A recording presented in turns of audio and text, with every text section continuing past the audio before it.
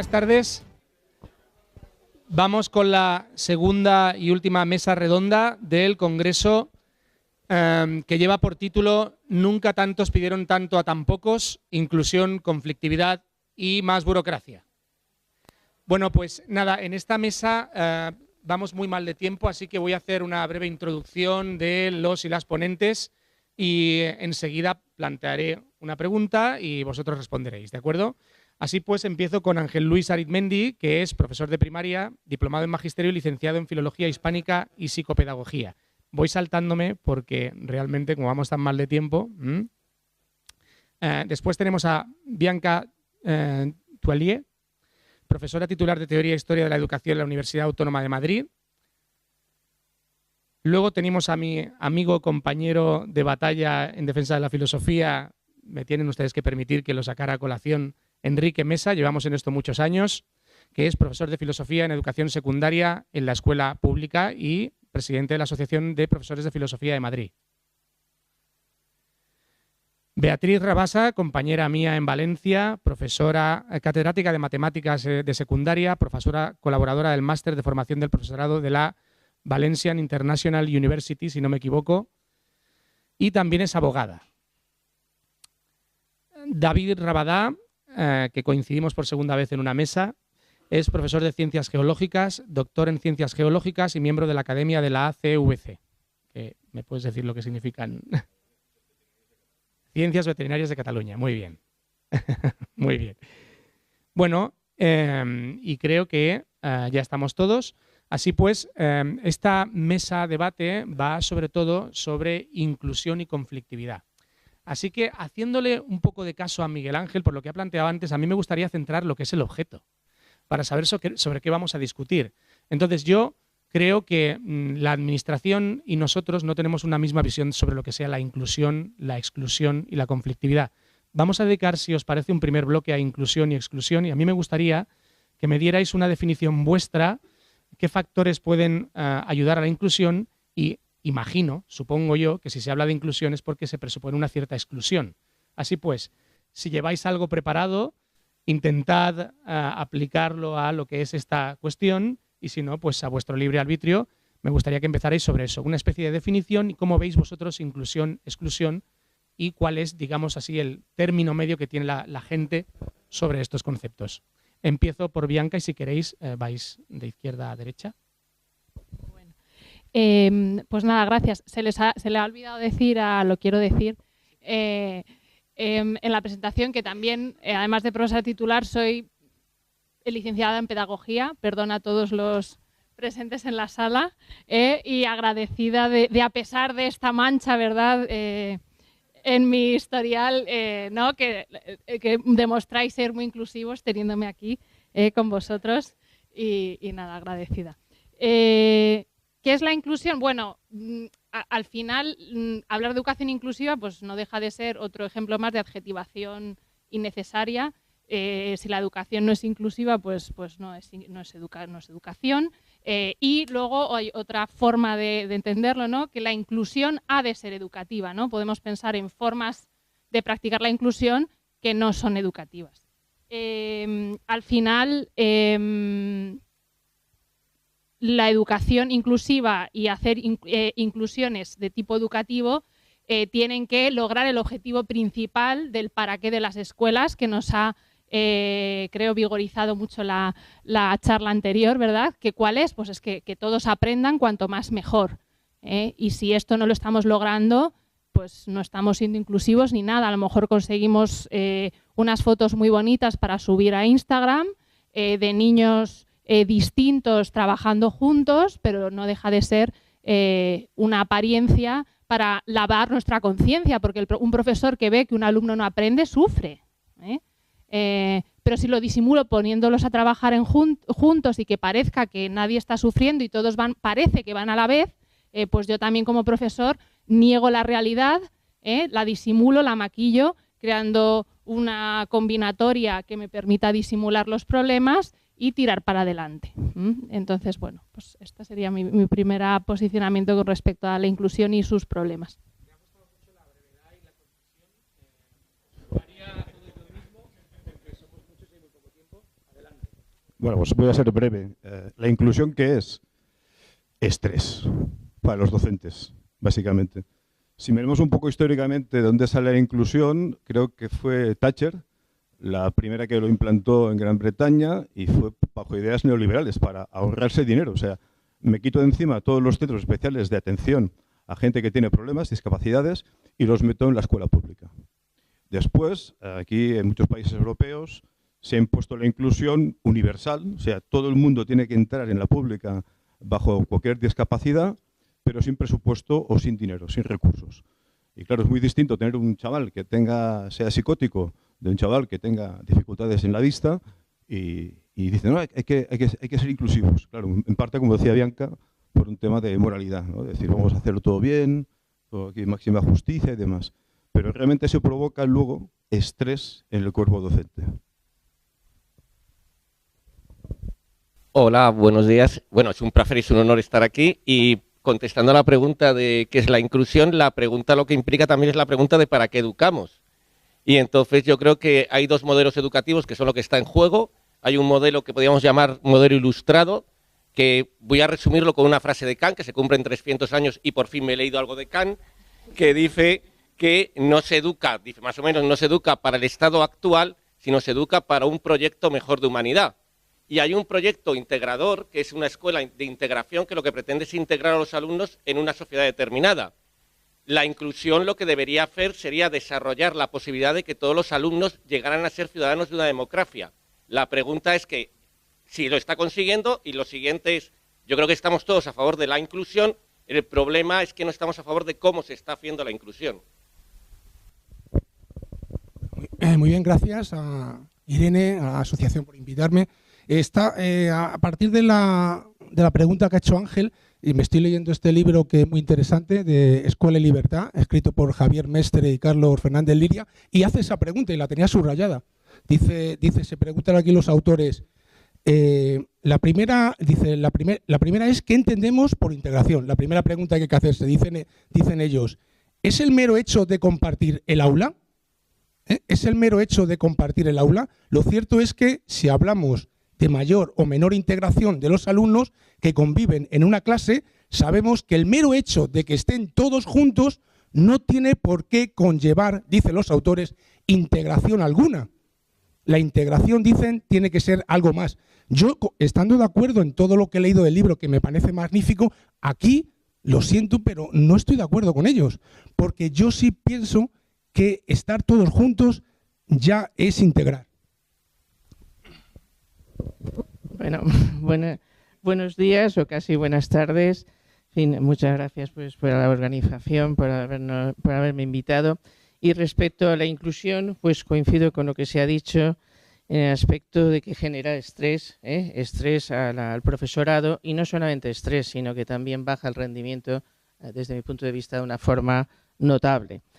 Nosotros sabemos que la LOMLOE pues, entiende que hay que de los centros de educación especial desaparezcan, pues establece un plazo, una disposición transitoria de 10 años, salvo los casos muy, muy severos que tengan una discapacidad. Esto, curiosamente, aquí sí que es verdad que no responde, en fin, a una ocurrencia de los gobernantes, como suele ocurrir, sino que esto responde a un informe del 2017 de un comité de personas con discapacidad de la UNESCO y que es consecuencia que en el 2014 una asociación por la solidaridad de las personas discapacitadas plantearon que sus hijos pues están en una situación pues claramente que no era solidaria y que no se sentían integrados. Entonces se estableció esto.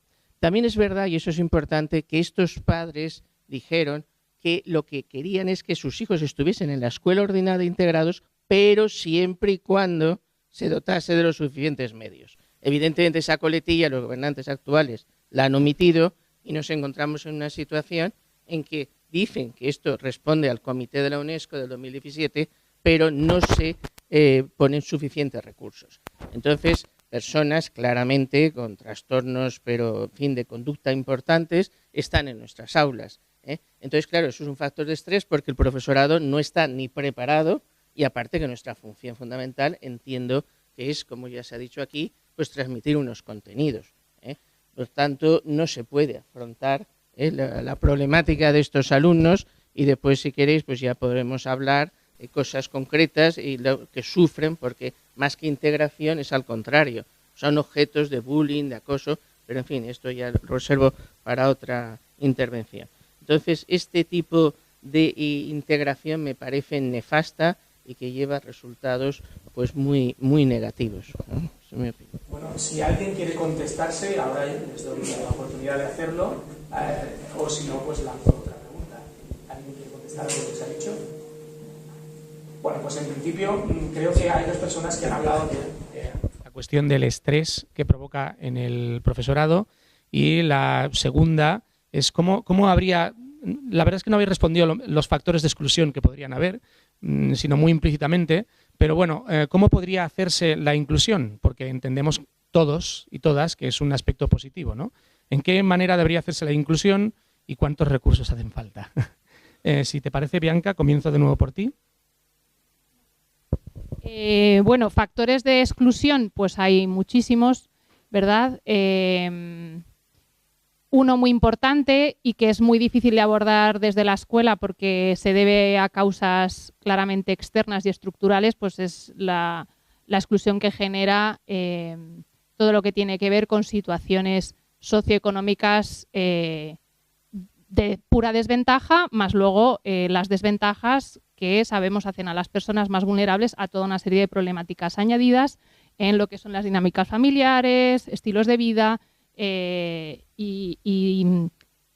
formas familiares que hacen que los estudiantes, los niños, vivan el espacio escolar y la experiencia escolar como una novedad muy extraña para ellos. Y otros niños donde la experiencia escolar es muy parecido a lo que viven en sus casas, y entonces esto ya de entrada les pone, sin entrar por supuesto el número de palabras que manejan y otro tipo de factores que sabemos que gracias también a los estudios PISA, que efectivamente nos remitimos a ellos continuamente porque son los únicos con los que contamos, pues que elaboran bien sus pruebas, los datos son comparables de una cohorte de año a otra, existen procedimientos técnicos para hacer esto bien. Lo que es increíble es, comentaban por aquí que los datos están escondidos. Bueno, están escondidos, pero es que además están mal hechas las evaluaciones, No es comparable la evaluación censal que se está haciendo en Madrid estos días, donde los profesores están corrigiendo los propios ejercicios, con la evaluación censal que quizá estén haciendo en Cataluña, porque las pruebas no se han equiparado, técnicamente, en fin, es un desastre y son millones de euros tirados a la basura año tras año en todas las comunidades autónomas. Pero esto aparte, ¿no? ¿Por qué no remitimos a PISA? Porque es lo único que tenemos. Ojalá tuviésemos evaluaciones mejor hechas para tener mejores datos, en los que saldrían efectivamente mucho mejor también reflejadas las dificultades de la inclusión. Entonces, factores socioeconómicos, socioculturales, en concreto en España sabemos por la composición del país que, digamos, es efectivamente la cuestión cultural, el nivel cultural de la familia, la que está marcando mayores diferencias y que pone a los niños en situación de desventaja. Luego, por supuesto, todo el tema de las discapacidades y otro tipo de dificultades de aprendizaje que no llegan a tener un grado de discapacidad, pero que realmente no generan ahí una dificultad para un funcionamiento organizado del aula. Tradicionalmente la pedagogía, ¿no? Hablábamos de pedagogía general y pedagogía diferencial, que esto ahora ha derivado, ¿no?, en hablar de educación inclusiva, ¿no? Pues es la pedagogía la que vale como para el grupo medio y luego lo que hay que hacer para que las personas en situación que se salen de la norma por arriba o por abajo, por arriba también estarían, ¿verdad?, los chavales de altas capacidades que tienen su propia dificultad, cómo lograr que aprendan. Vuelvo a cuál es el sentido de la escuela, qué es lo único que hace la escuela que no hace ninguna otra institución social. Enseñar cosas. Yo qué sé, los ODS se pueden trabajar en muchos sitios y de muchas formas. Luchar contra el cambio climático o formas de violencia de género son, digamos, misiones sociales súper importantes, pero digamos que quizá otras instituciones están mejor capacitadas para hacer eso. Lo que si no hacemos nosotros no hará nadie es precisamente enseñar contenidos y intentar que todos aprendan lo máximo posible, ¿eh? Y eso es lo que hace que una escuela sea pública. Y aquí añado, no es tanto el formato de financiación de la escuela lo que la hace pública, es que contribuye al bien público. Y esto a veces es independiente del formato de financiación. Tenemos escuelas financiadas enteramente por las administraciones que están yendo en contra del bien público y podemos encontrar casos también de escuelas privadas o concertadas, cooperativas, que contribuyen al bien público en el sentido de que se están esforzando porque todos aprendan todo lo que puedan. Y esto debería ser la educación inclusiva.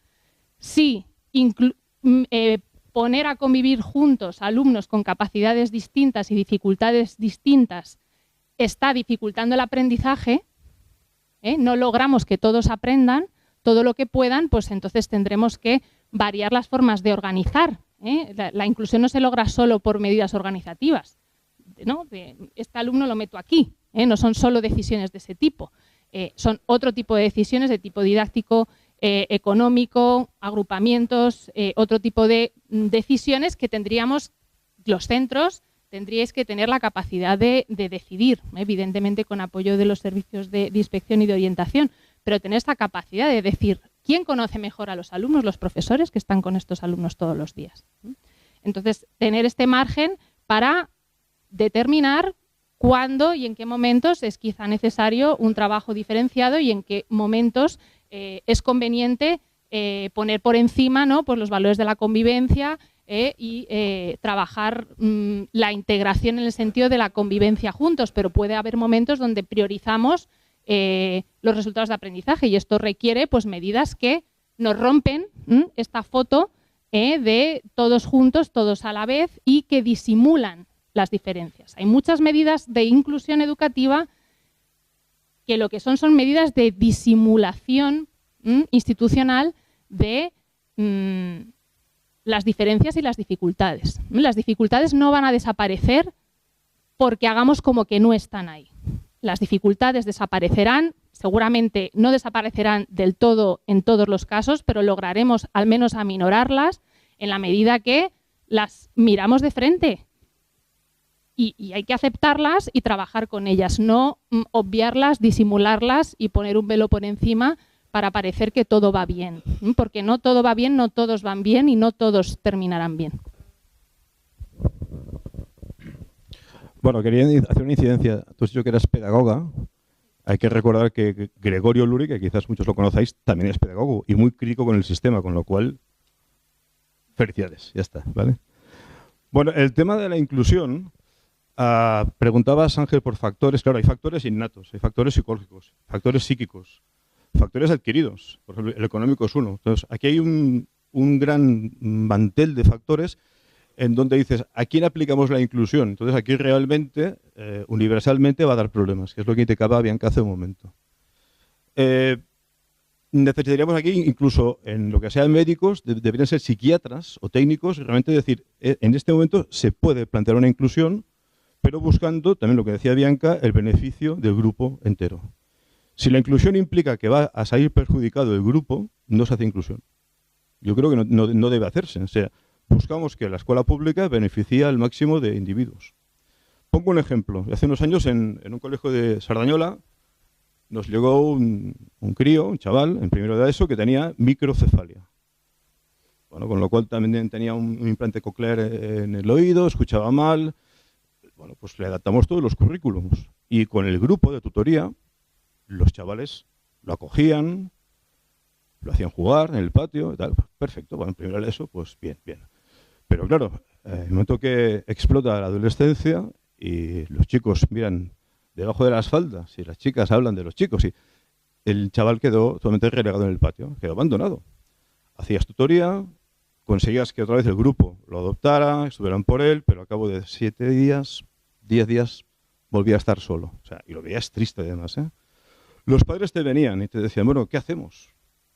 Digo, hombre, yo creo que tenéis que poner un centro especial, porque aquí la escuela no sirve. O sea, y hacemos tutoría, pero al cabo de 10 días vuestro hijo queda abandonado. Bueno, un segundo dijeron, no, lo queremos mantener aquí porque el psicopedagogo dice que tenemos que estar aquí, que la inclusión puede ser buena para el crío, no sé qué. Y en tercero de la ESO lo cambiaron. Lo cambiaron. Pero había la presión del sistema para que el crío siguiera ahí. Y no había ni recursos económicos ni recursos de formación de la gente para que ese chaval estuviera ahí integrado. Porque la propia adolescencia lo abandonó, que es algo innato en los humanos. Entonces, a mí si me preguntan por la inclusión, diré, depende. Tiene que ser parcial y en beneficio del grupo. Si es universal y me perjudica al grupo, no. Pues yo voy a contestar primero qué factores hay de exclusión, no de inclusión. Y el fundamental factor de exclusión en la escuela es la administración pública. Es que tenemos una administración pública segregadora. Segregan los centros, es decir, tenemos centros de excelencia, tenemos centros bilingües, tenemos centros pijopera. Y entonces, claro, se va produciendo una segregación absoluta en todos los centros, con lo cual el sistema educativo se ha convertido en un mercado. Los padres van a un mercado y lo que buscan es el supermercado que mejor les viene. Y además, eso no es culpa de los padres, es culpa de la administración. Segundo, también se segrega en cuanto a la red pública y red concertada. La red concertada recibe fondos públicos, pero no actúa como los públicos y segrega en el alumnado. Esto hay datos evidentes. Tercero, también segrega en el personal docente.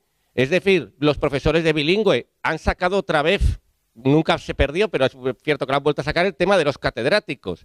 Esa segregación se está hablando, que ya estaba en la LOMCE, si no que me corrijan los inspectores, a los que Dios cuide muchos años, por cierto, pues, esto lo digo pues se está hablando otra vez de que los directores van a empezar a escoger una parte de la plantilla o pueden seleccionar una parte de la plantilla. Es decir, hay una segregación evidente de la administración pública y, por lo tanto, hay una segregación también del alumnado. Por ejemplo, la devaluación de los títulos públicos en favor de los títulos de la privada, el Plan Bolonia. Ser hoy en día, tener una licenciatura no es nada, tienes que tener luego un máster que te cuesta 5.000 euros. Con lo cual, primero, tenemos una administración que segrega. El factor fundamental, la administración pública. ¿Cómo superarlo? Muy rápido. Primero, hacer un sistema público educativo, no un sistema de centros públicos, que es otra cosa. Los centros públicos no pueden competir entre sí. Eso es generar un mercado. Tiene que haber un sistema público coherente y cohesionado que permita cumplir la ciudadanía. Segundo, el presupuesto. Claro que es importante la pasta. Hombre, pero totalmente. En la Comunidad de Madrid, por ejemplo, nos han puesto pizarras digitales en todas las aulas. ¿A qué? ¿A qué viene? ¿Quién las ha pedido? Y sin embargo, tenemos 20 horas lectivas, tenemos una ratio espantosa y tenemos escasez de recursos, sobre todo en orientación, curiosamente. Pero te ponen a los niños de integración sin ningún problema, te los meten ahí a los pobres. Y tercero, condiciones concretas, reducción de ratio, mejorar el personal y sobre todo el personal especializado en orientación.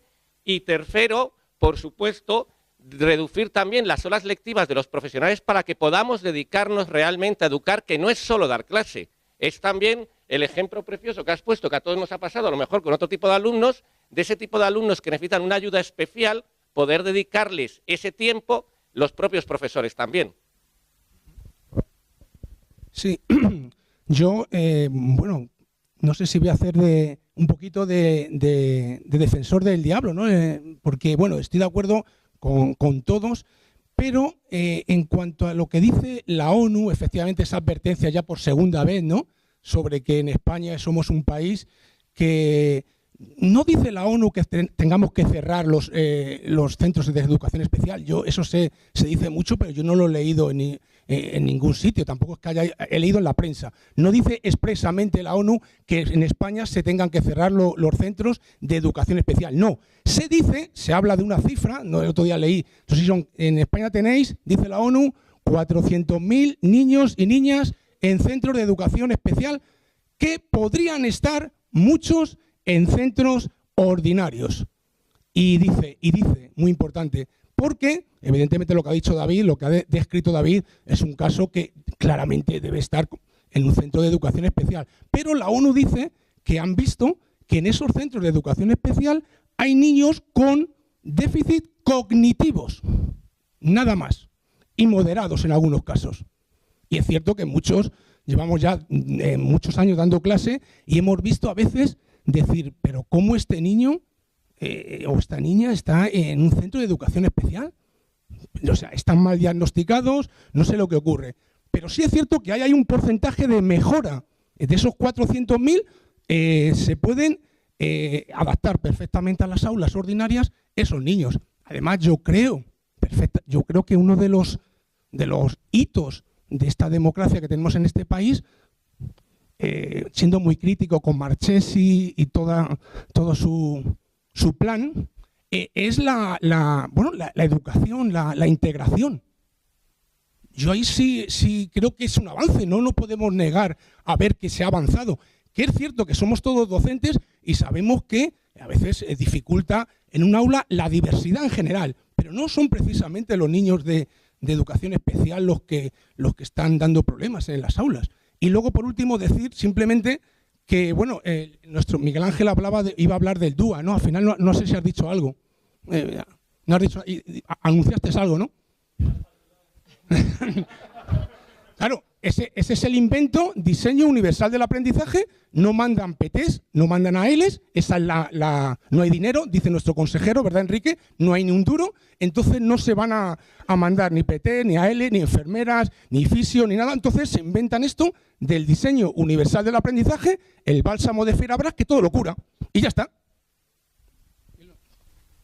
Bueno, volviendo a lo que he dicho anteriormente, que este informe que has comentado del 2017 de la UNESCO, pues responde precisamente a esa petición que hizo la asociación Solcon para la solidaridad, y que consideraba que España pues atentaba gravemente contra el tema de la inclusión social, alegaba violaciones graves y sistemáticas por parte de España, mencionaba incluso el artículo 24 de la Constitución, pero también es verdad, lo he dicho antes, y en fin, incido en esto, que el informe dice: para lograr de manera práctica la educación inclusiva es necesaria una transferencia de recursos de los centros educativos especiales hacia el sistema educativo general.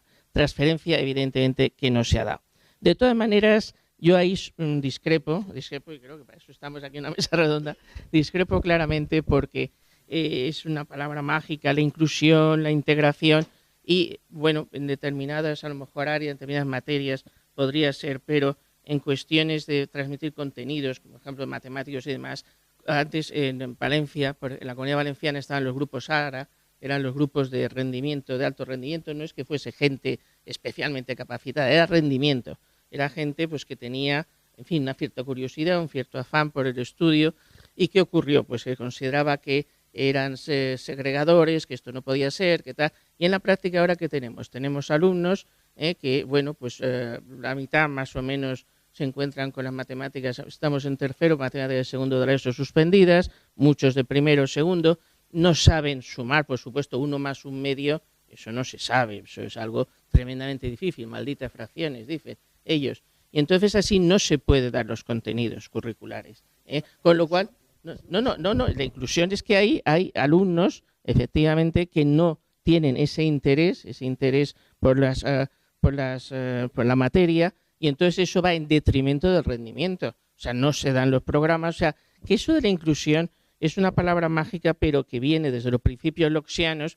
Quiero entender que se hizo con buena fe, quiero entender, aunque conforme pasan los años soy más, en fin, pesimista al respecto, y creo que determinadas materias, por lo menos materias como matemáticas, puede ser, u otras, física y química, en fin, lo que ya se considerase por expertos, tendría que haber una separación, y eso no segrega en modo alguno. Después, tipos de discapacidad, habéis hablado, pues problemas a lo mejor de salud mental. Esos problemas de salud mental tenemos alumnos en los centros, yo he padecido y tuve que hacer un expediente y tal, que con brotes, pues eso, esquizoides. Y como estamos en una sociedad en que los padres, pues lamentablemente, claro, es muy grave tener un alumno 15 años ya con ciertos precedentes esquizoides, no se les obliga a ir tampoco y someterse a tratamiento psiquiátrico. Con lo cual, estos alumnos, pues cuando llega la adolescencia, van persiguiendo a las alumnas muchas veces, y el orientador dice, bueno, pues cuando os lo veáis, ir corriendo por el otro pasillo.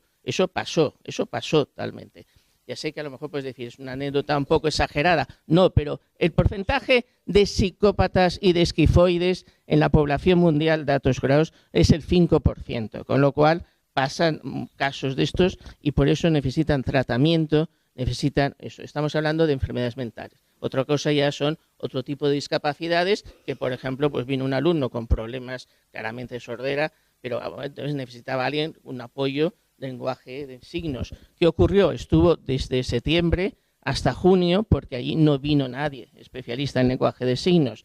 Se dijo por parte de la dirección prácticamente toda la semana, los padres no querían el estigma de que querían que estuviese con los demás, era objeto de chanfas y burlas, porque esa es la pura realidad, eso de que los alumnos y los compañeros ayudan al que está en esta situación de inferioridad, eso, en fin, en la práctica soy bastante escéptica, no quiero... Solo una cosa, Beatriz, no es una anécdota lo que has contado. Es que a todos nos ha pasado, a lo mejor con otro tipo de enfermedad mental, y a todos nos ha pasado y nos ha pasado varias veces. Igual que antes, el otro ejemplo tampoco era una anécdota. Es algo sistemático que está ocurriendo, es decir, se está abandonando a estos niños. Eso yo creo que es la definición de lo que están haciendo. Se está abandonando a los niños en los centros y se les está dejando a la ley de la selva. O sea, claro, eso no es inclusión, estaríamos todos de acuerdo, yo creo.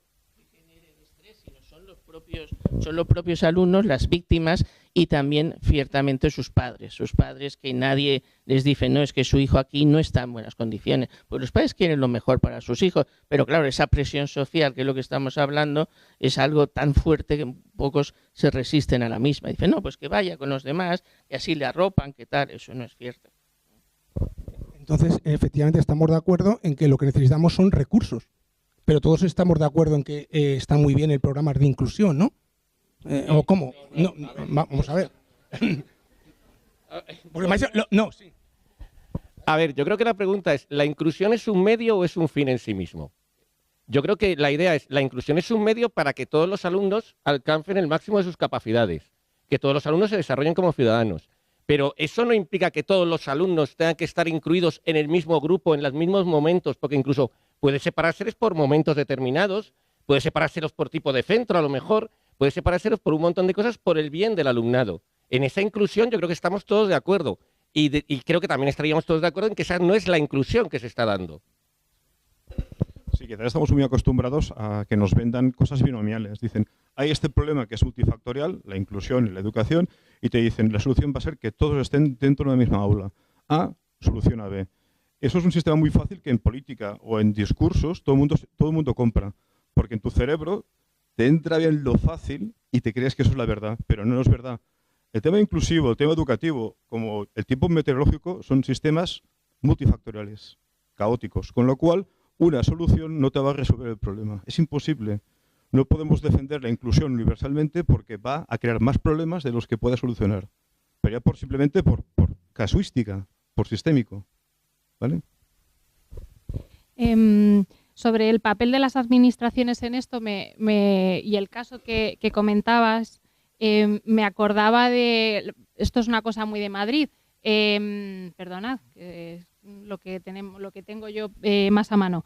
Están, ¿verdad?, los planes de convivencia y hay una herramienta informática que tienen acceso, ¿verdad?, los centros de la Comunidad de Madrid que se llama Sociescuela, que al final, ¿no?, pues es un sociograma donde los alumnos, ¿no?, pues responden a preguntas muy, ¿no?, tener datos, ¿no?, muy convenientes de tener, ¿no?, pues con quién me gusta trabajar, con quién no quiero trabajar, con quién me gusta estar en el patio, con quién no, y cruza, ¿no?, y te sale un mapa, un sociograma de la clase. Una de las variables que introduce el sistema automáticamente, porque se sabe que son alumnos vulnerables a estar al aislamiento, es precisamente si es un alumno con alguna etiqueta dentro de las necesidades educativas especiales. Entonces la administración lo sabe tanto que dentro de este programa informático que pone a disposición de los profesores está la posibilidad, no es una posibilidad, viene de suyo, que el perfil de ese alumno viene porque se sabe que es una vulnerabilidad clara para problemas de convivencia en el aula y especialmente ser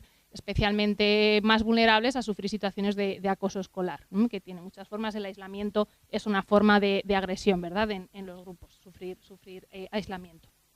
Sobre también un poco la inclusión educativa y lo que es el trabajo, y me gusta volver a la palabra original, la pedagogía diferencial, porque no podemos hablar de las diferencias, ¿no? Pues sí, la pedagogía diferencial, qué hacer con las diferencias, cómo responder a las diferencias pedagógicamente. Me acordaba también, como se hablaba, ¿no?, de esto no es nada nuevo, y me venía a la memoria la historia, ¿no?, del trabajo de María Montessori, que ahora está tan de moda, ¿no?, pero María Montessori, que quien lo sabéis seguro muchos, ¿no?, pues ella era médico, fue la primera mujer médico de Italia, su cara estuvo en los billetes de 5 liras, ¿verdad?, mucho tiempo.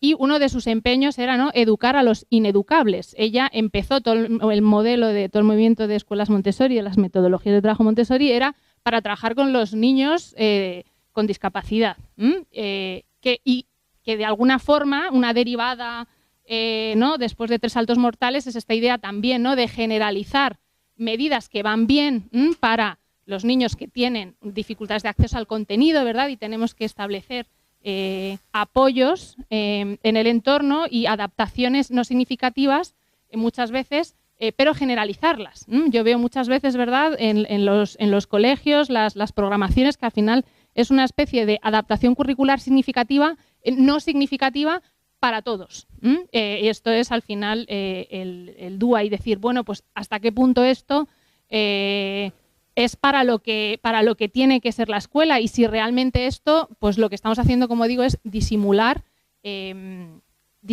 esta realidad que está ahí, que la administración conoce, y pongo como evidencia ahí clara el hecho de que en el programa Socioescuela está esto, que saben que son niños especialmente vulnerables, y que desde el plano teórico, pues efectivamente desde el enfoque de las capacidades lo que debe hacer es el entorno, ¿verdad?, poner los medios para que las personas sean capaces de hacer lo que son capaces de hacer, desde la perspectiva de la inclusión de específicamente las personas con discapacidad. ¿Qué sucede? Que esto tiene unos costes. Esto no sucede mágicamente poniendo al alumno A en el grupo Z. Esto no sucede de manera espontánea. Esto requiere un trabajo importante y de unos tiempos que muchas veces el coste no es... no se resuelve comprando pizarritas, o no se resuelve creando solamente, ¿no?, con sistemas aumentativos. No es solamente así, ¿no? Lo que necesitas, pues, es ese tiempo, ¿verdad?, para poder dar esa atención. Y efectivamente, con esos medios, pues sí que se podrían muchos niños estar en buenas condiciones incluidos. Pero el problema es que no los incluimos, están ahí y no cumple. La inclusión educativa no se da si no están aprendiendo. Es que es así de sencillo. Ya no solo lo que produce en el grupo, sino pensando específicamente en cada alumno, ¿no? Si el alumno no está aprendiendo, y lo que pasa en las dinámicas de grupo, ¿qué pasa en las dinámicas de grupo? ¿Qué pasa en los grupos de trabajo? Pues que se reproduce lo que el alumno ya es, ¿no? El que trabaja, el que no mira, el que no sabe. O estas dinámicas de vamos a hacer una división en grupos. Digo, ¿pero cómo van a hacer una división en grupo? Y la hacen. O la autocorrección, que yo lo entiendo, que así va todo, parece que todo va bien, pero es que no va bien. Tú no puedes dejar en la responsabilidad de niños de tercero de primaria que se autocorrijan ¿el qué? Si no entienden, nadie les está explicando en qué están fallando, ¿no? Entonces son cosas muy básicas, ¿no? Y que hacer pedagogía hoy es recordar las cosas básicas, y es una tristeza, ¿no? Decir, pero si es que no es tan complicado y no es tan costoso. No estamos hablando de inversiones ni de volver a inventar la rueda. Son cosas muy sencillas que los buenos profesores llevan haciendo generaciones y generaciones. Dejémosles, dejemos que los profesores puedan hacer su trabajo. Para eso necesitan un poco más de tiempo. No tener, siempre hablo de la administración, su burocracia y las hojas de Excel, cómo nos gobiernan hojas de Excel, y dicen, en la consejería, mira, aquí cabe 1 hora más, a este le cabe 1 hora más. Ya, pero ¿y qué pasa en un centro cuando pones esa hora más? ¿Qué pasa? Pasan un montón de cosas.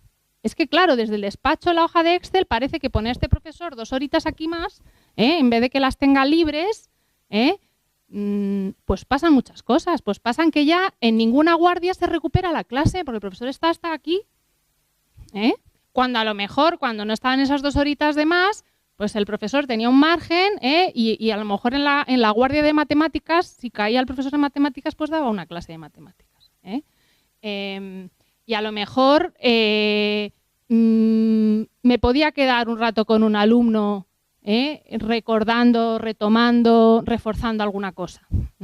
Pero si llenamos esta burocracia también, los efectos que tiene en el gobierno de los centros, la vida de los centros, ¿no? Estas decisiones así de, bueno, no pasa nada porque aquí les cabe 1 horita más, 2 horitas más, o tener a los profesores, ¿verdad? Pero, sí, decir, ¿no?, que no es lo mismo, ya lo pasó, no es lo mismo tener, ¿no?, los que dais en asignaturas con poca dedicación horaria, ¿no? Sí, son 18 horas, sí, pero en 4 grupos distintos. Y entonces esto didácticamente a nivel de profesor no tiene nada que ver. No, es que como posiblemente igual pasamos a la otra parte, no el otro apartado, ¿no?, de esta mesa redonda, simplemente había omitido una cuestión, es que como nos habías preguntado expresamente factores de exclusión, entonces no te he contestado, y efectivamente el nivel cultural de las familias es fundamental.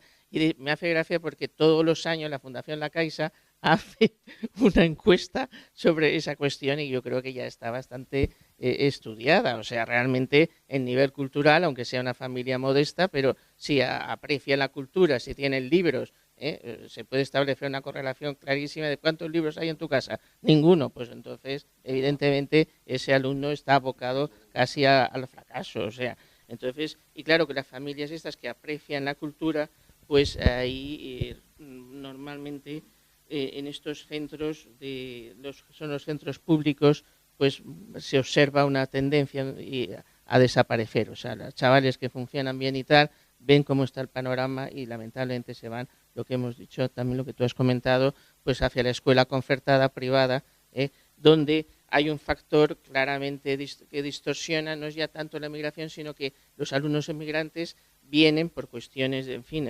propias de su curso escolar y demás, pues algunos vienen, el otro día, hace una semana me vino uno. Entonces, claro, eso no tiene ningún sentido. Eso, claro, esto está abocado, en fin, este año va a repetir, pero bueno, algunos vienen en enero y sí que pierden posibilidades. Y también después, ¿cómo se incluyen estos alumnos? Estos alumnos se les pone en el grupo en función de la edad. O sea, no se evalúan los conocimientos. Tiene conocimiento de primero de la ESO. No, pero tiene ya una edad que tiene que ir a tercero de la ESO. Eso es un criterio realmente, en fin, vamos, no sé cómo calificarlo, pero vamos, absurdo, ¿no?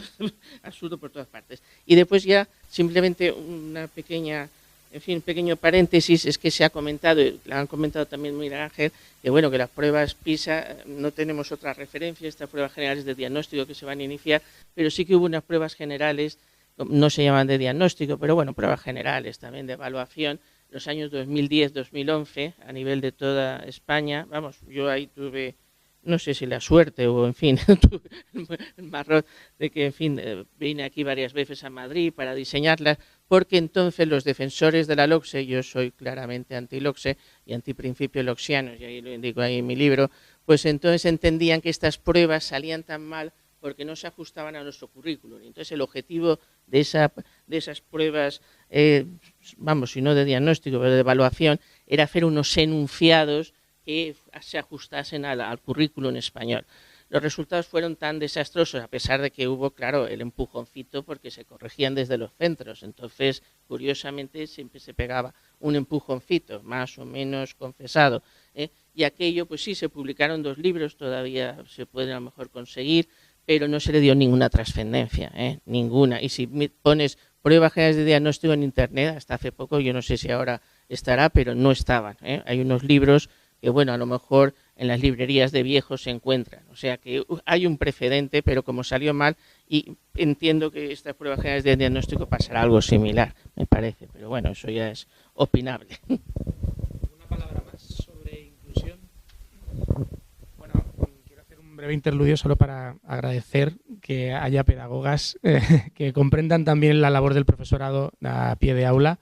La pedagogía es necesaria en su investigación y sobre todo si está orientada, ya se ha dicho, ¿no?, pedagogía terapéutica o cualquier otro tipo de cosas, ¿no? Pero agradezco mucho las palabras que has dicho sobre la función del profesorado que sabe lo que tiene que hacer en cada caso. Aquí no odiamos a los pedagogos, simplemente despreciamos la intrusión que a veces se produce, como muchas veces se ha visto, ¿no? Bueno, pues ya que habéis hablado antes, yo creo que es una derivada interesante de esto, ¿no?, de la situación de la, vamos a decirlo así, ahora está mal decirlo, ¿no?, enfermedad mental o patologías, que pueden influir en la agresividad. Pasamos al tema de conflictividad, si os parece. Evidentemente esta es solo uno de los factores que puede influir en ella, pero si ya la inclusión produce estrés, si ya la inclusión produce cansancio, si no hay recursos para tratarla, la conflictividad, desde luego, es uno de los elementos que hoy día, lamentablemente, parecen estar creciendo. No sé si hay una correlación entre la bajada de recursos, bueno, sí lo sé, pero no me corresponde a mí decirlo, y la conflictividad, pero bueno, os pido una palabra sobre conflictividad, cómo lo veis y cómo afrontarla, y las típicas dicotomías que se enfrentan en estas problemáticas. Gracias. Sí. Sobre la conflictividad, bueno, tiene que ver con los recursos porque al final todo va ahí, ¿no? ¿Cuánto tiempo tengo para prepararme las clases? ¿Cuántas clases tengo que prepararme? ¿En cuántos grupos? ¿De cuántos cursos? Como decía, no son igual 20 horas en 3 grupos que 20 horas en 8 grupos. Que no es lo mismo. La conflictividad aumenta en la medida que tengo menos tiempo para prepararme una clase en la que tengo a los alumnos ocupados haciendo algo que entienden lo que tienen que hacer, las cosas están claras y hay una retroalimentación rápida sobre el transcurso, ¿no?, del ejercicio que se está realizando o de la explicación. La conflictividad aumenta también en la medida que tengo alumnos que no se enteran. En la medida que tengo 50% de la clase de primero de la ESO que no se está enterando de nada. Entonces, al final volvemos al aprendizaje también. Prepararse bien las clases que me tengo que preparar de lo que sé, no de la que se considera fin. No es lo mismo ser profesor de latín que de lengua, no es exactamente lo mismo. Ni de inglés y francés, no es lo mismo, y si yo he estudiado biología, pues hombre, puedo prepararme una clase de matemáticas, pero no va a ser nunca igual. Entonces hay pocas cosas que sabemos sobre qué es lo que funciona y algunas certezas que hay, esto está muy demostrado, no vamos a volver a sacar más gráficas, pero ¿qué se sabe? Que uno de los factores, un predictor de un grupo que rinde vinculado con qué profesor en qué profesor han caído, es que es un profesor que da clase de su materia y que además lleva varios años dando clase. O sea, pues lo que sabemos todos, ¿no? Profesor experimentado, experto en su materia. Y que además tiene tiempo de prepararse sus clases y que además ya ha desarrollado, ¿verdad?, esta capacidad de dirigir al grupo. Vivimos en un ambiente cultural que es antirracionalista y antiintelectualista y antiautoritario. Con lo cual todo esto va contra la función del profesor, de entrada. Entonces hay que ser muy, digamos que educar hoy es casi un movimiento contracultural, es casi ser punk, en el mejor sentido de la palabra.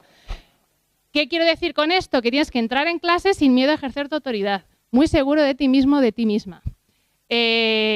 Ficcionando que estás muy seguro y muy segura de ti misma. A lo mejor has tenido un día horrible, pero y por eso digo, ¿no? El ser profesor no es un trabajo normal porque no tienes la típica media hora de estar dormido delante del ordenador en la oficina mientras te tomas un café. Tienes que entrar y ya a tope, ¿verdad?, a la clase de las 8 de la mañana a las 8:15. Entrar sí, con esta, ¿no? Entonces, con esta, sin miedo a ejercer la autoridad, sin miedo a saber que soy yo el que va a liderar este rato, que estamos juntos, que no tenemos tiempo que perder. ¿Cómo me aseguro que no pierdo el tiempo? Pues llevándome las cosas muy bien preparadas. Al principio, cuando uno empieza, pues las lleva peor preparadas, y esto es así.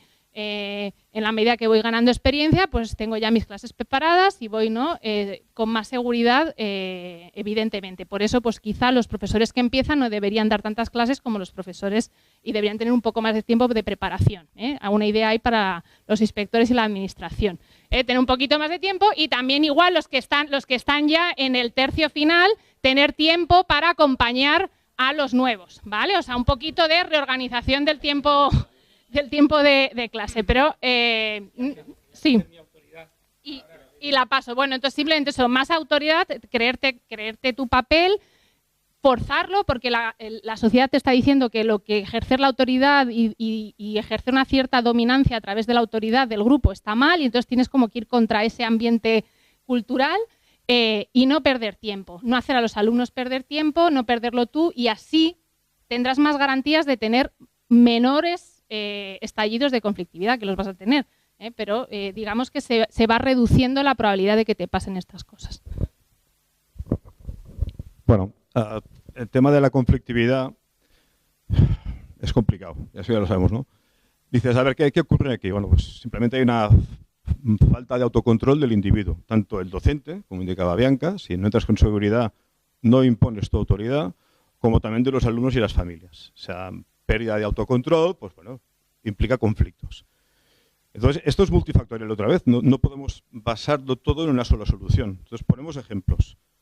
Bianca ha indicado el tema de la autoridad del docente. Cuando tú te preparas las clases, infundes esa seguridad ante el grupo y si nadie es un cafre, pues bueno, a base de conseguir la confianza con los chavales, eso te lo trabajas en un mes, el grupo funciona más o menos. Al menos te están atentos, hay un cierto buen rollo, saben que tú tienes unos límites y tal, bueno, ya está. A partir de ahí, la conflictividad baja en el grupo porque tú has impuesto tu autoridad. Pero hay, por ejemplo, otras historias que implican conflictividad en este mundo multifactorial de la conflictividad, para que no nos vendan la moto de decir A soluciona B, que es lo que ocurre siempre en política, es que hay muchos más factores. Por ejemplo, la burocracia que los docentes sufrimos. Eso a ti te genera un estrés. Si me dicen, ha suspendido al 10%, que no los he suspendido yo, se han suspendido ellos, y eso a mí me genera mucho más papeleo que el resto que han aprobado, yo estoy nervioso ya. O sea, yo llego a clase o al centro con tensión. Y esa tensión inconscientemente la voy a transmitir a mis alumnos. Eso, todos sabemos que eso pasa.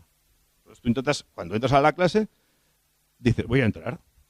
Respiro, abro la puerta, saludo y entro. Pero me voy a mentalizar porque si no voy a provocar mi nerviosismo sobre los alumnos. Otra cosa que, por ejemplo, influye mucho en el tema de la conflictividad, y eso nos pasó en Cataluña, era cuando en secundaria dábamos clases por las tardes. Tú cogías los partes y la mayoría de partes que se daban era por la tarde. Cuando la gente ha comido, los alumnos te vienen nerviosos o medio así en la fase de digestión y entonces realmente se propuso, y esto fue el profesor de secundaria que se propuso el departamento lo analizó y decía, oye, hagamos clase solo por las mañanas, se hace un horario intensivo y funciona. Pues ahora hay un conjunto de sociólogos y derivados que vuelven a hablar de volver a hacer horario partido en Cataluña. Y se insiste. Perdona, hay informes que hablaban que el máximo de conflictividad se daba en la tarde. Yo termino aquí, o sea, hay muchos factores por analizar. Antes de decir, no, es que la solución a la conflictividad es esta pastilla. No, ya está. Primero nos debería llamar la atención que ya estamos hablando de conflictividad y todavía no hemos utilizado la palabra disciplina, que a mí me parece una palabra muy importante. La disciplina es fundamental, es la condición de posibilidad de la educación. La disciplina, vamos a utilizar esta palabra. ¿Por qué lo llamamos normas de convivencia? Vamos a llamarle disciplina. Por supuesto, la disciplina es una convivencia, esto por un lado. Y además, la pérdida de disciplina, quien más perjudica es a la clase trabajadora, porque luego no puede compensar con el capital educativo, con el capital cultural que tiene de casa. Así que, uno, la disciplina es muy importante. Y dos, hay causas subjetivas que se están tratando muy bien aquí, pero también hay causas objetivas. Yo siento ser tan pesado con esto. Primero, la segregación de centros y de grupos dentro de los centros es un factor de conflictividad.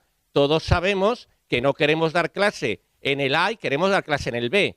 Todos sabemos cuando pedimos destino que queremos este centro y no este otro. Y eso lo hace la Administración y lo permite la Administración. Segundo, tenemos un sistema burocratizado de disciplina, de normas de convivencia, que es prácticamente te expulsa a hacer cualquier actividad para impedir la indisciplina. Yo no sé si ustedes han intentado poner un parte, pero es que hoy en día poner un parte, bueno, es que necesitas a legalitas allí para que te ayude, porque es prácticamente imposible. Tienes un montón de papeleo que hacer cada vez que pones un parte. Se llega al absurdo de que tú le quitas el móvil a un alumno por estar utilizándolo en clase sin tu permiso y se lo devuelven a la salida.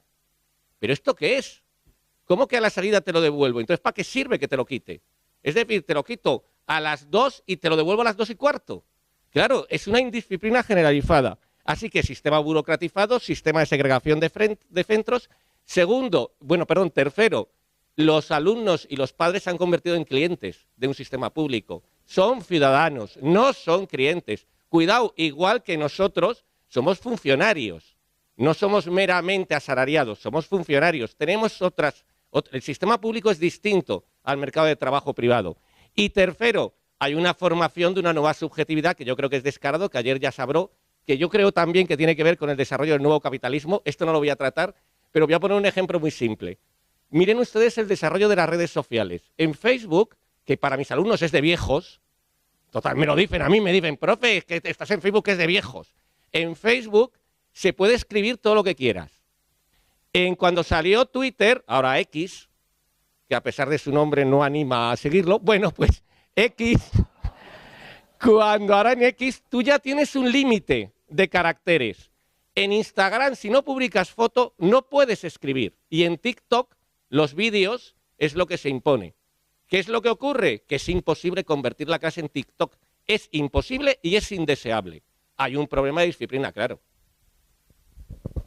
Sí, estando de acuerdo con todo lo que habéis dicho, por decir algo diferente, yo creo que la indisciplina y los problemas de conflictividad que vamos detectando ya en primaria, y antes se ha dicho que hay cosas que no salen, yo creo, ahora mismo no me gusta ser catastrofista, como estáis viendo hasta ahora mis intervenciones son optimistas, pero los problemas de conflictividad creo que van a ir en aumento, porque los profesores de primaria ya lo estamos viendo.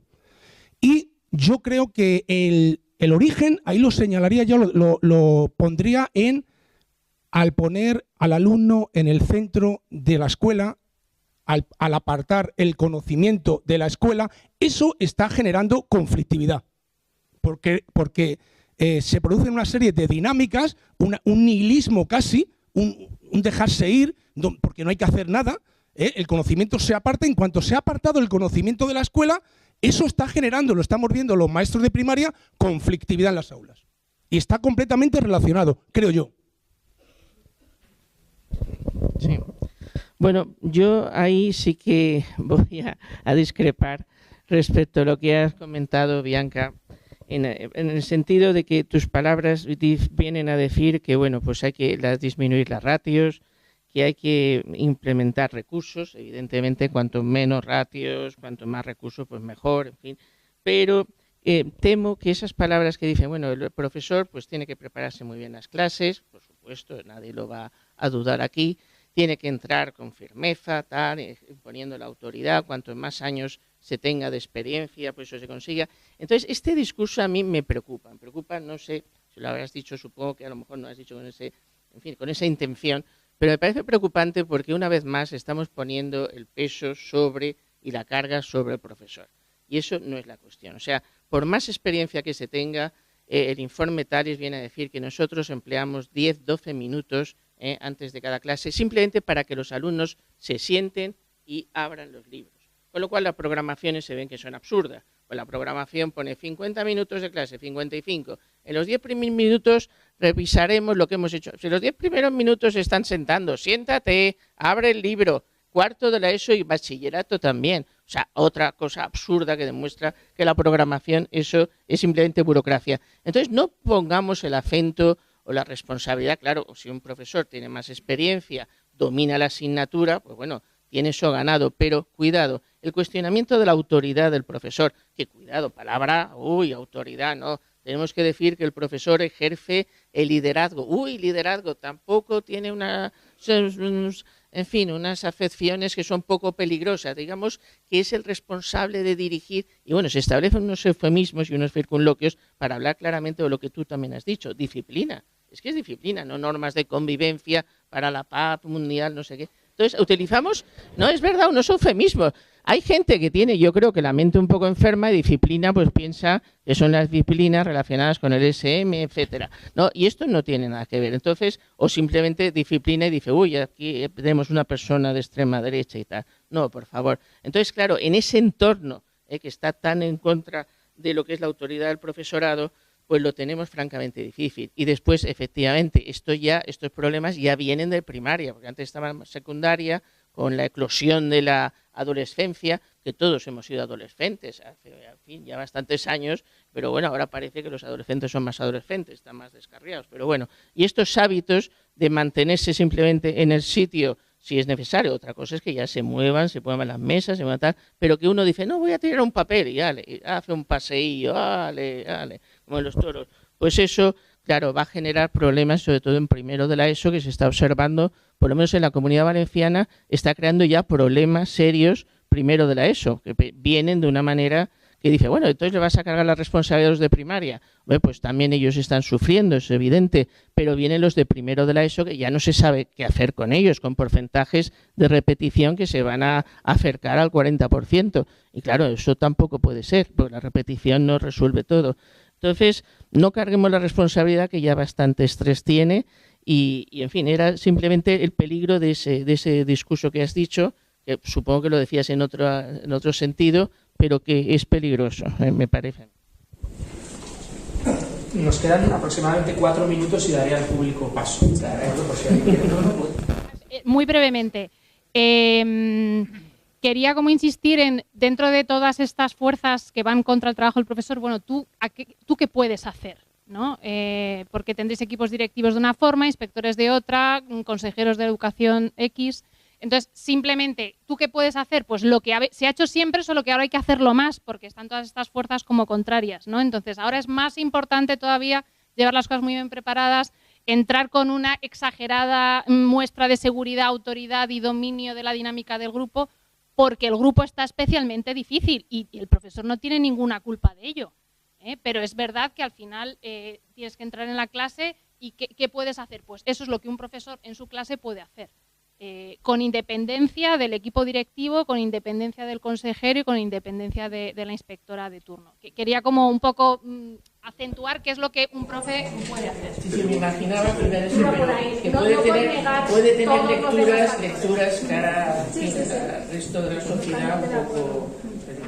Yo planteo otra cosa, el tema de, y rápido, cuando un docente va de colega, el grupo se lo come, o sea, y eso ocurre, o sea, yo no puedo ser amigo de mis alumnos.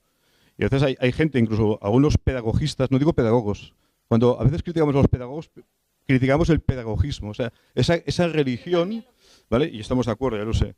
Entonces, el docente que dice, no, voy a ser colega de mis amigos, de mis alumnos, voy a ser a su amigo, se equivoca de raíz, pero es que el sistema casi te presiona para que seas colega, y eso es un error también. Es que yo creo que vivimos en una sociedad que tiene un culto a la adolescencia permanente. Es decir, el ideal se ha convertido en adolescente. Y vamos a ser sinceros, los adolescentes son tontos y cuando nosotros éramos adolescentes éramos tontos. Vamos a decirlo claramente y ahora nos damos cuenta.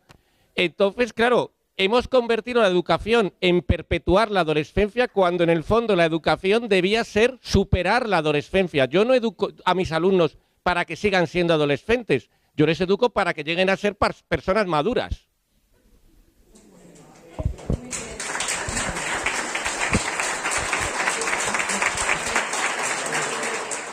Muchas gracias. Os habéis portado muy bien, habéis respetado la autoridad del jefe y, bueno, veo que no ha habido conflictos, sino un sano intercambio dialéctico. Vamos a dar paso al público. Primero de todo voy a mirar a Ricardo Moreno, por si quiere decir algo, visto de lo que se ha hablado aquí. Pero bueno, como parece que no hace ademán de levantar la mano... Bueno, enhorabuena a todos los participantes de la mesa. Yo quería ser muy breve, pero sí discrepar con un par de cosas que ha dicho Bianca y luego hacer una reflexión también muy breve. La discrepancia era, en primer lugar, con lo que has comentado de que la administración, con esto de las pruebas de diagnóstico y tal, es decir, aparte de no hacerlas, cuando las hace muy mal. Yo creo que no, es decir, yo creo que las hace muy bien. Y lo explico de una manera muy gráfica, es decir, si yo me levanto por la mañana y mi objetivo es llegar aquí y me levanto y llego hasta aquí, lo he hecho muy bien. Es decir, puede ser que tú opines que yo en lugar de venir aquí debería haber ido al cine. En ese caso pensarás que lo he hecho mal, pero realmente no lo he hecho mal. Es decir, yo he hecho lo que pensaba y lo que pretendía hacer. Creo que la administración en no diagnosticar y en diagnosticar, como tú dices, mal, lo que está consiguiendo es lo que pretende. Es decir, que básicamente es que los problemas no se vean.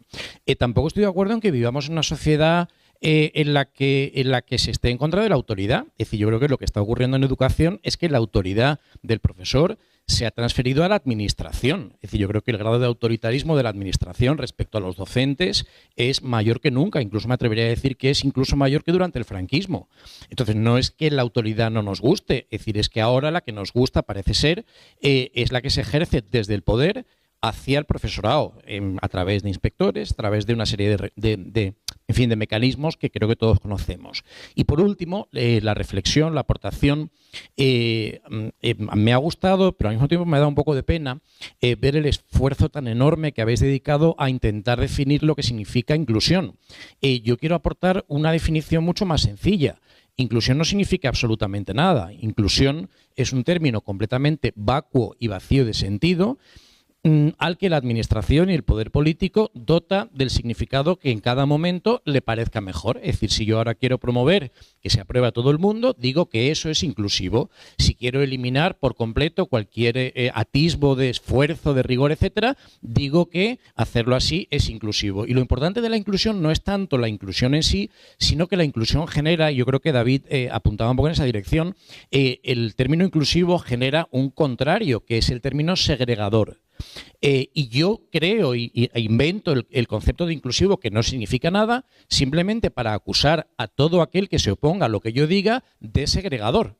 Entonces creo que el término inclusivo es más útil por la generación de ese contrario que me viene muy bien para descalificar cualquier opinión en contra, que por lo que significa en sí mismo. Realmente opino que a los políticos lo que significa inclusión les importa muy poco. Creo que les importa bastante más a vosotros que a ellos. Nada más, eso era todo. Gracias.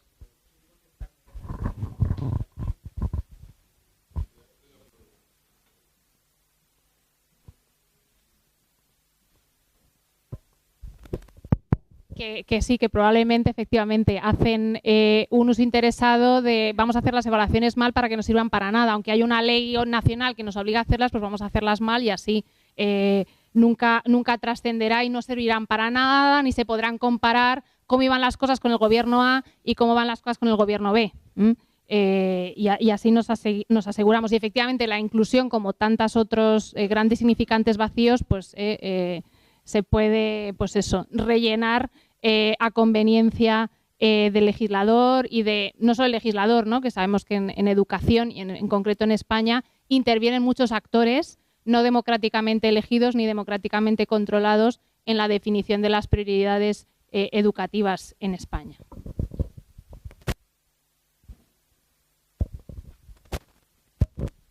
Solo matizar una cosa, que el ataque a las ideas de inclusión que se están dando desde la administración no nos lleve a lo contrario. Es decir, los alumnos con dificultades merecen un sistema educativo mejor y que les atienda mejor. Entonces, no sería inclusión, no, sería inclusión, por supuesto que sí, pero real y hecha de otra manera como se está diciendo que hay que hacerla.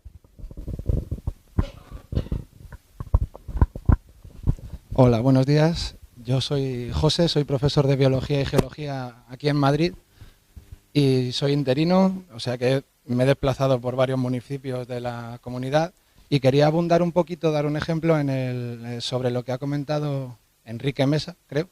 Sí, vale. ¿Un poquito más? Vale. Voy a deciros hablando de inclusión, el tipo de alumnado que incluye 4 de los grupos de primero de la ESO a los que doy clase. Primero de la ESO, J, un alumno de altas capacidades. Primero de la ESO, L, un alumno de altas capacidades. Primero de la ESO, O, un alumno de altas capacidades y un alumno con TDAH.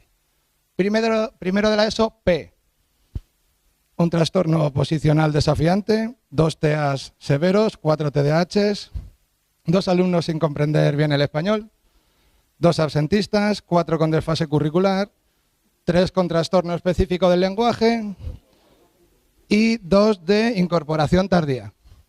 ¿Adivináis cuáles son los grupos bilingües?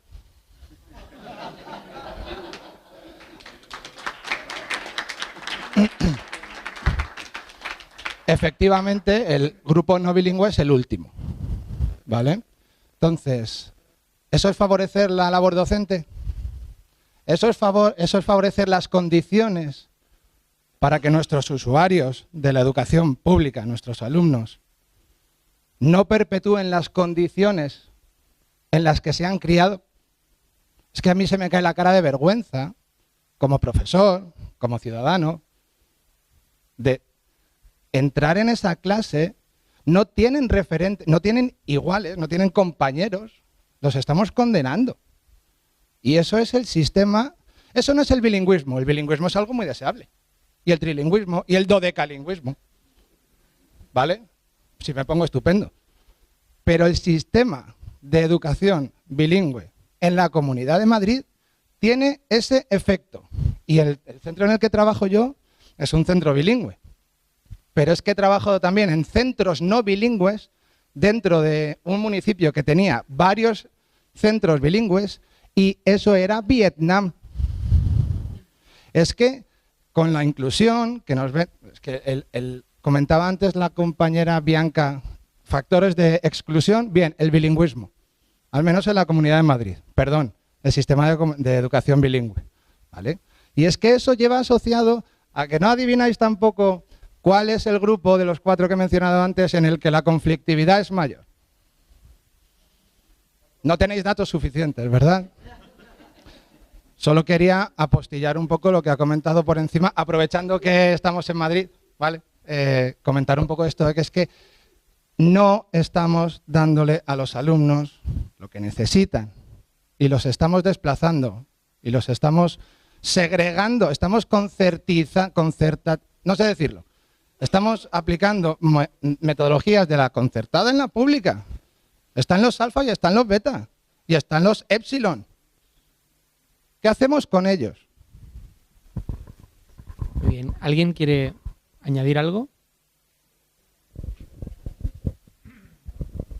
Muy rápido, solo decir que eso también nos está pasando a los docentes. Yo estoy contando los días para jubilarme y estamos todos así. Es decir, estamos todos deseando jubilarnos porque vemos que el sistema, lo que está ocurriendo es que se naufraga el barco e intentamos salvarnos todos como podamos.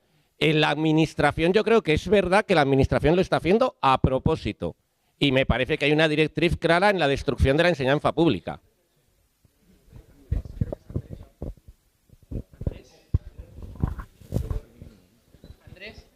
Sí, a ver, a mí me gusta mucho más la palabra atención que inclusión. ¿Por qué? Porque atención quiere decir yo me fijo en ti, estoy a lo que necesitas. Inclusión es yo te hago rehén de mi buenismo, porque es lo que está pasando. Es decir, voy a explicarlo o a exponerlo con un ejemplo de un seminario en el que estuve, que era atención a la diversidad, hace ya bastantes años. Éramos unos 300 allí y nos proponen elaborar un listado de actividades que se pueden hacer con un posible niño ciego. Vale, pues todos nos pusimos por grupos de 4 o 5 personas y empezamos a exponer las actividades una por una. Me quedo corto si digo que el 80% eran, realmente serían más del 85%, eran enfocadas a concienciar al resto de la clase. O sea, que estaban convirtiendo al niño en objeto, es decir, en objeto de conmiseración si quieres, pero al fin y al cabo yo pregunté, a ver, y yo lo puse de manifiesto, es decir, me quedé solo ante 300, bueno, es lo mío. Entonces, yo dije, a ver, ¿qué obtiene el nene?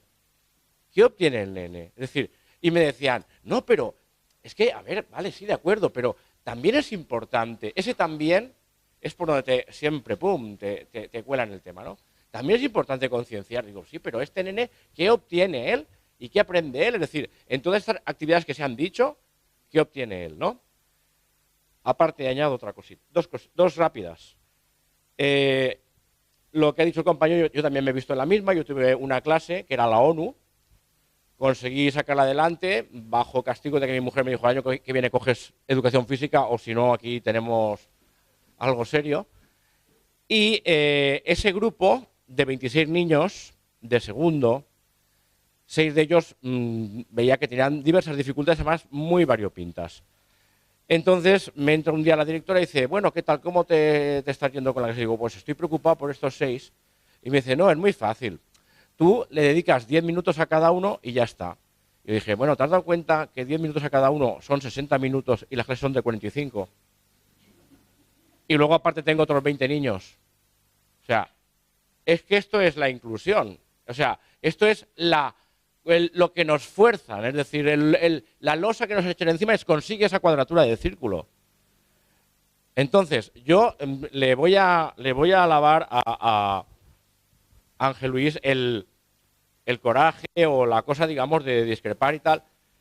Pero ya te digo, o sea, es que con estos ejemplos que estoy poniendo, es decir, el convertir al nene en una cosa con la cual exhibimos nuestra bondad, me parece una barbaridad. Y voy con el tercer ejemplo.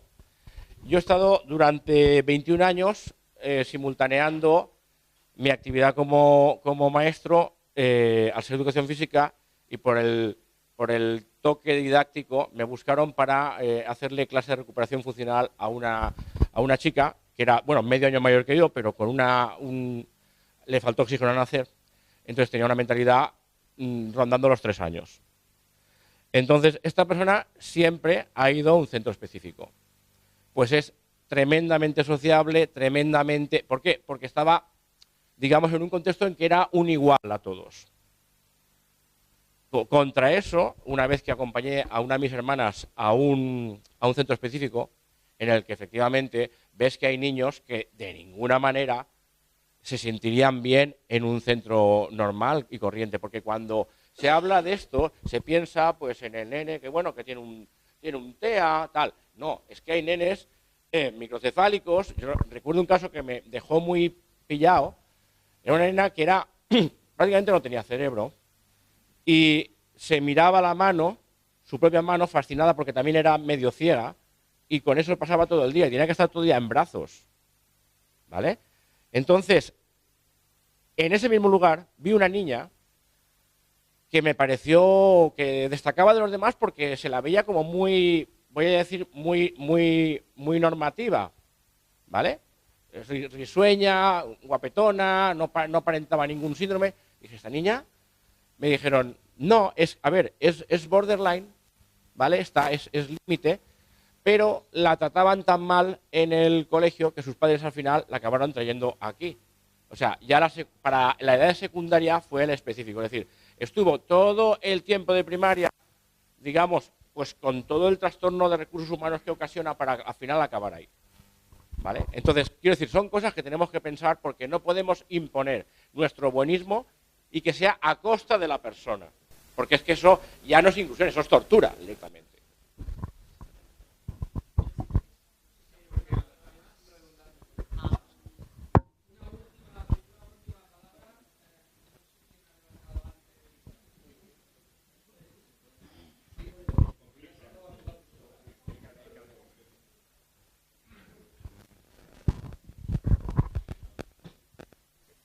Buenos días.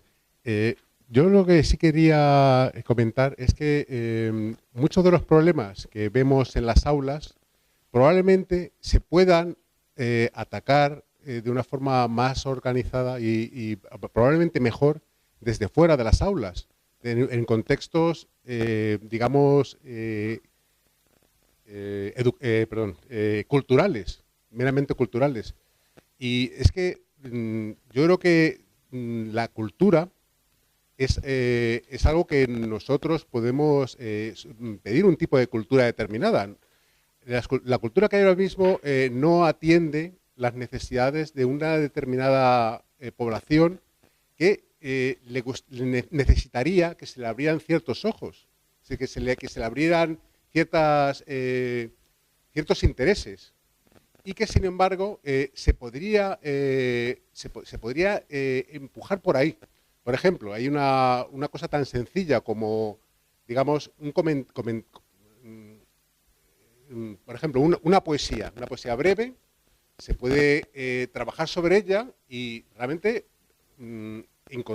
fascinar a la gente, porque son materiales culturales que realmente tienen un valor de por sí, que todo el mundo de forma innata se da cuenta que son interesantes, y cuando uno empieza a analizar por qué es interesante, se da uno cuenta que tiene un montón de sitios donde agarrar a gente que literalmente no tiene ningún tipo de formación, pero realmente, yo quiero decir que cualquier persona prácticamente se da cuenta de una serie de cosas interesantes, que hay algo que se puede escarbar, se puede trabajar, y que si se trabaja en grupo, uno puede darse cuenta de que a uno le gusta una cosa de esa poesía, a otro le gusta otra, otro le gusta determinada palabra, otro le gusta... Efectivamente, nada más que eso. Y que quería simplemente eso, que realmente que lo tengan en cuenta, porque para la educación probablemente potenciar este tipo de cultura puede ser interesante. Si queréis añadir algo, os doy un minuto, porque ya estamos fuera de tiempo. Si no quieren matarme, estamos fuera de tiempo. Sí, pues entonces nada. Gracias a todo el mundo por venir a este tercer congreso de expertos docentes y hasta la próxima.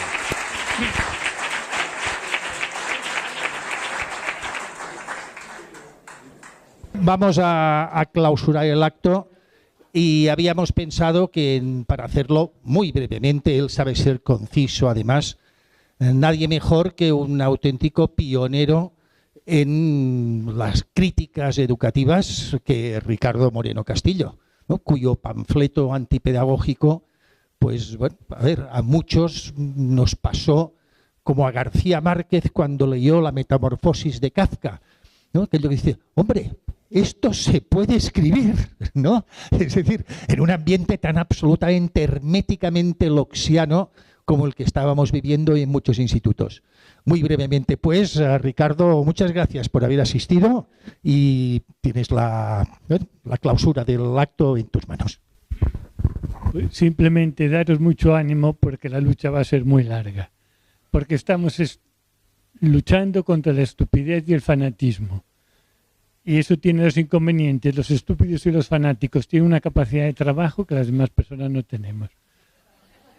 Todos vosotros para venir aquí habéis tenido que quitar tiempo a vuestras aficiones privadas. Y el fanatismo provee al propio fanático de unas energías que la tolerancia no da a la persona tolerante, que hay que sacudirse la pereza.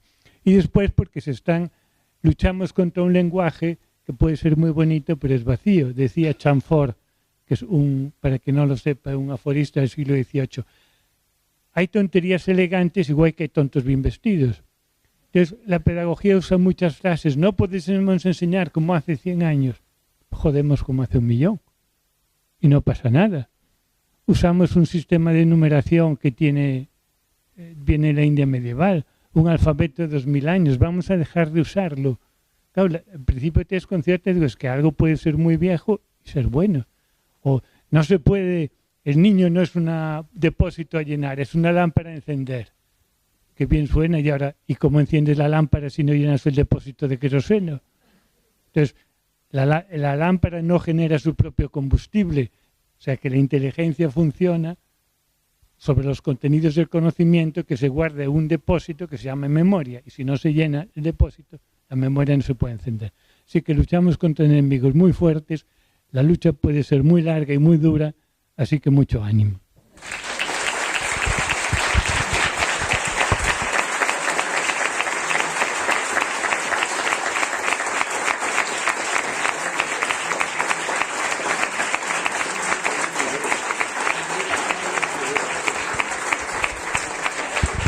Muchas gracias, Ricardo. Bueno, pues, y muchísimas gracias a todos por haber asistido este viernes y este sábado, y los sacrificios que a muchos les ha costado, de transporte, etcétera. Creo que realmente ha merecido la pena. Saludos y hasta la próxima.